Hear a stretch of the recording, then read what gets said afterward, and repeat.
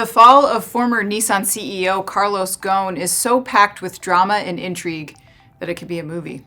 Once a highly regarded executive credited with a successful run at the helm of the Renault-Nissan alliance, Ghosn was arrested in Japan in 2018 and accused of misappropriating company funds and violating securities laws.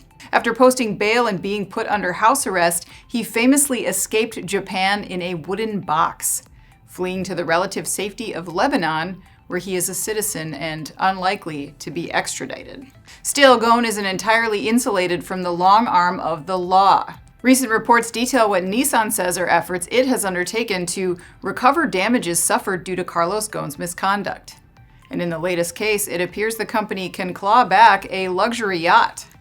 A court in the British Virgin Islands says so anyway. According to reports, the BVI High Court says, under Ghosn's watch, millions of dollars flowed from Nissan's CEO Reserve Fund into several intermediaries, some owned by Ghosn himself. They also say some of the money went to a firm in the British Virgin Islands called Beauty Yachts Limited, described by Autopian as a California shell company which is also owned by Ghosn's son.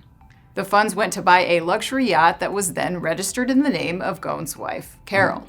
The 121-foot custom-line Nevada 37 yacht was built by Ferretti and has 7 bathrooms, 5 main cabins, and 4 crew cabins.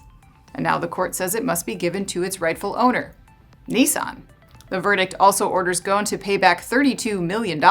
And while the disgraced former exec says he is obviously appealing, he's got a lot of other legal matters in demand of his attention. For one, Nissan has filed a $100 million civil suit against Ghosn in Japan, and authorities in France are trying to prove he diverted millions from Renault. He's also under the watchful eye of Interpol, who handed Lebanon a red notice for him, which is basically a non-binding request that he be arrested.